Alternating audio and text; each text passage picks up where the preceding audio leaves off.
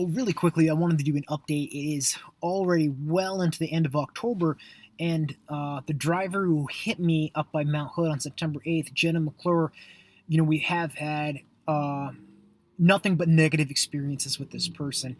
I tracked her down on Facebook after, having to talk to Charlie's Mountain View, and apparently they told her to get hold of me or whatever.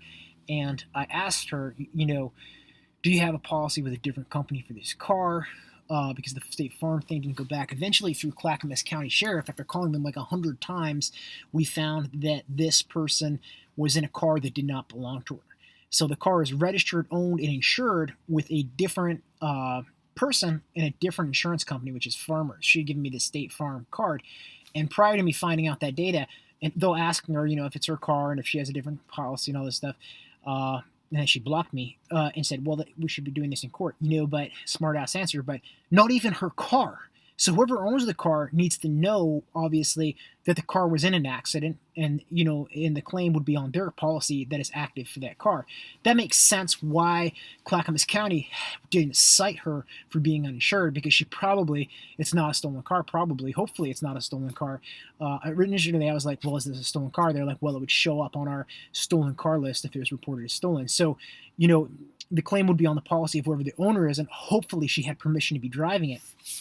She should not have permission to drive it, though, due to the fact that, she's getting in an accident and not reporting it, which is the same as a hit and run. She's getting in an accident and not having the correct, appropriate after-accident behavior and etiquette with the other driver, which is basically like a hit and run.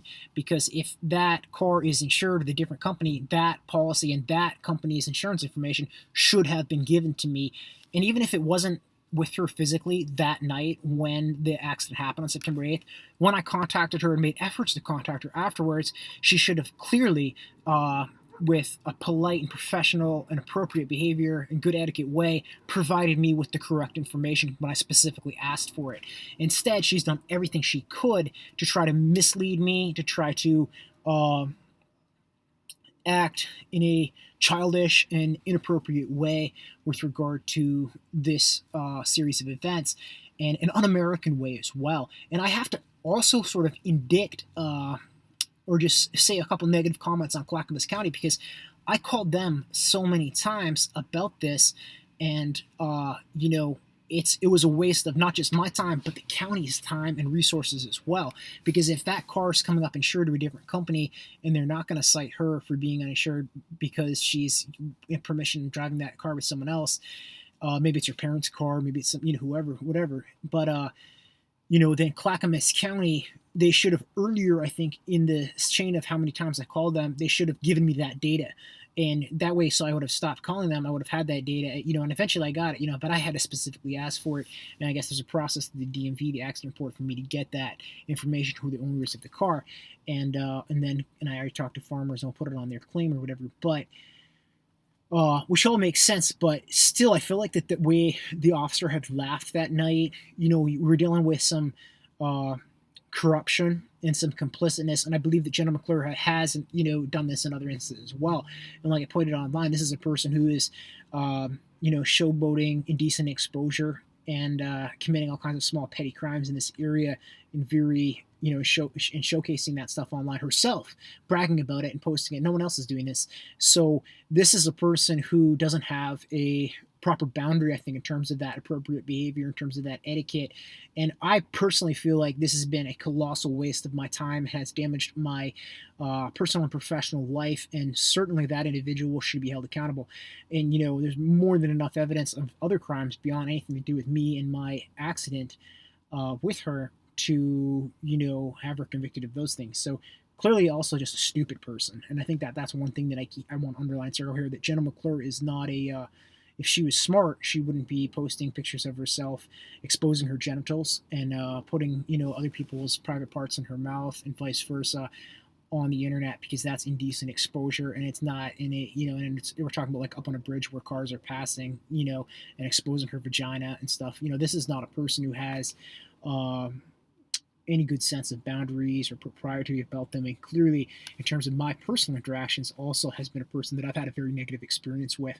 And I would consider her, I would consider her a dangerous person. I definitely think there's substance abuse problems too. There's like the photos where they're just saying how she's drinking alone for 5 hours. She's got a Ziploc bag and a bunch of little like liquor shots and stuff, and then all the pictures partying. But also the person who I think is, again, just the drinking problem, the danger, and just the fact that this is a person who doesn't have the etiquette. You know what I mean? Doesn't have that propriety, that appropriate behavior after an accident. Someone who just clearly is going out of their way to do things wrong, purposefully, intentionally, and that what gets into my concerned suggestion that this might have even been an intentional act of hitting my car. If it was an intentional act, why are you not squaring away with the other motorists? Why are you not having appropriate behavior after the accident in terms of insurance? And even if you made a mistake that night or whatever, when it's brought up and you're questioned directly, why did you just not give the right policy for that car and the owner's information for that car to the other person? Why are you wasting everyone's time, and why are you ruining that beautiful place, Mount Hood, and this beautiful place, America, and all of our system and our values and the good in it, and instead of trying to follow the rules the right way? Why are you going out of your way to purposefully do it wrong? And potentially that gives me the impression she might have even purposely tried to hit my car that night and damage my property with intention. That's maybe why she laughed at it. Maybe I thought she was drunk. That's why she laughed at it. But I, again, just want to underline and focus on the fact that this is a person who I don't hold in high esteem. And I think she's very much probably has committed all kinds of other crimes like this in terms of damaging other people's cars, property up there, and will continue to do it because there wasn't much of a I didn't feel like it had an impact on her. But not only that, just there's been no sense to try to be responsible and to own it and to try to fix it and try to square with the other driver. This is a person who's purposely, negligently trying everything wrong. So, definitely a dangerous individual, I think, and someone who, her license should be suspended, but, just for the other stuff too. She really needs to be penalized, I think, in the system.